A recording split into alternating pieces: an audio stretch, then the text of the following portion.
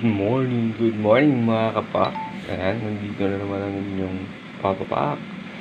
At ngayong araw, syempre mga kapak, tayo po ay nagluto na naman ng ating lunch. Ayan. So ito po ay yun, adobo mga kapak. Ayan.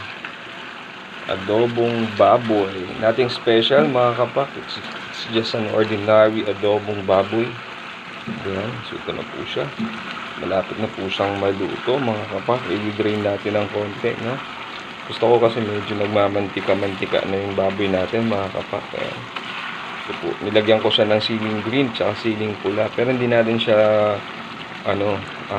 tiniris kasi meron tayong bata. Ayan. So ito yung pagsasaluhan natin ngayong araw na to mga kapak, ang araw ng Lunes, Monday mga kapak. Ayan, lapit ng Valentine's. Ayan, so ito na po yung ating adobong baboy mga kapak. Sarap, di ba? Pang lunch po natin to mga kapak. Ayan.